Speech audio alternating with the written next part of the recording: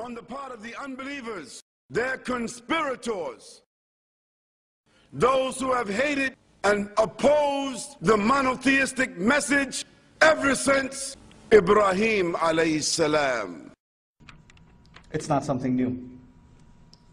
All messengers of Allah alayhimu salatu wasalam were faced with a hijacking of their narrative. They were portrayed with something they weren't. Whether that portrayal started with character assassination, they were accused of having agendas other than their actual agenda, or it was merely a point of ridicule. How could you follow something so, so not even close to the truth? Whether it was words like magic or sorcery, whether it was they were accused of being liars, all of this was what? It was essentially an attempt to hijack narratives. One of the greatest examples of that are repeated in the Quran is the discourse between Fir'aun, la'anahullah, and Musa alayhi salam. قَالُوا إِنْ هَذَانِ لَسَاحِرَانِ. The narrative given by the Mala, the leaders of Fir'aun, the chiefs of Fir'aun, and his ministry, the unanimous press release was, these two are nothing but magicians. What am I talking about? Who's these two? Musa and Harun alayhim salam, they're nothing but magicians. But he didn't stop there. يُرِيدَانِ أَن يُخْرِجَاكُمْ مِنْ أَرْضِكُمْ بِسِحْرِهِمَا. They intend to get you kicked out of your land by means of their magic.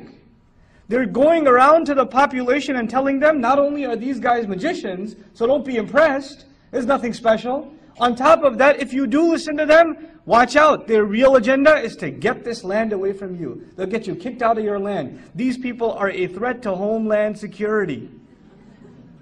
This is what they are. Salvation, as you heard a moment ago, is something that no Muslim has. Listen, church, no Muslim has for sure unless they blow themselves up in martyrdom.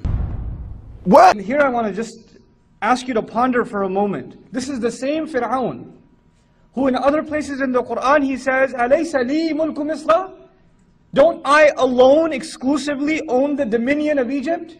وَهَذِهِ الْأَنْهَارُ تَجْرِي مِنْ تَحْتِي, and these rivers flow beneath my feet. He used to speak of the ownership of Egypt and his kingdom above it for himself exclusively.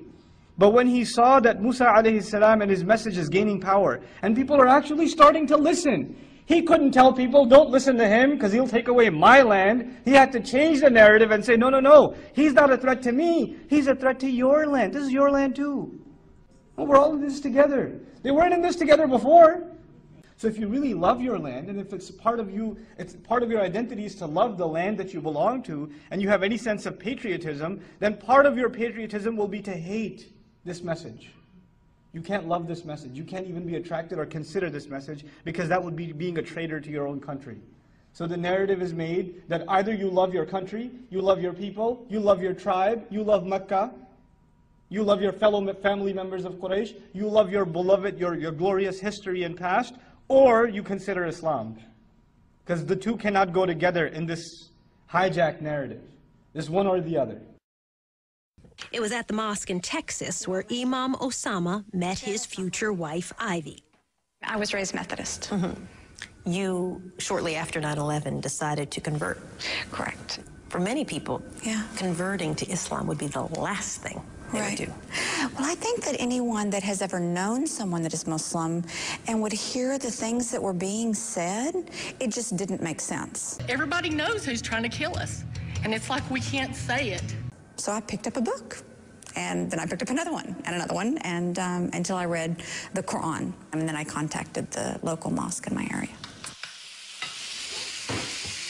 I've had a couple of comments because I am an American Muslim. Some people feel like, you're a traitor.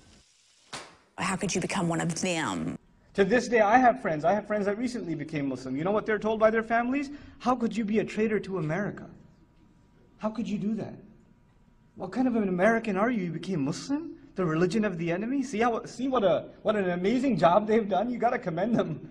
SubhanAllah. Now, I was hoping that my good buddy, Nu'man Ali Khan, would be here by now, and he's not here. I want to talk about him. Because Sheikh Nu'man Ali Khan, are you in the audience? You got to hurry up, get up here. I want to talk about you.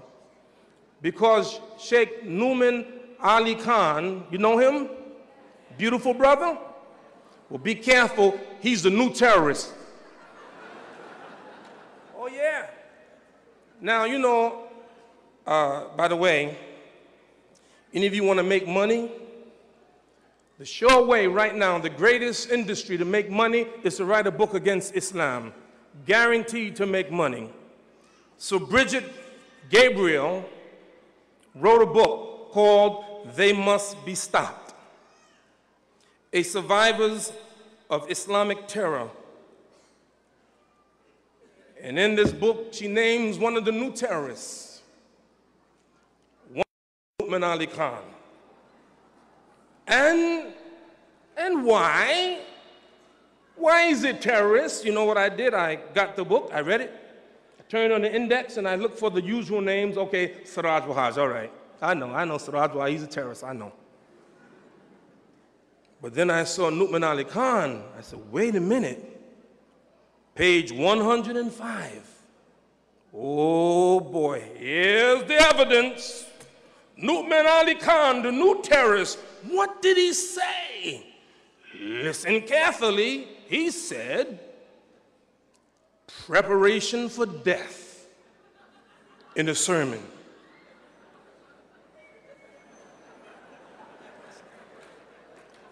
That's it. Preparation for death, that's it.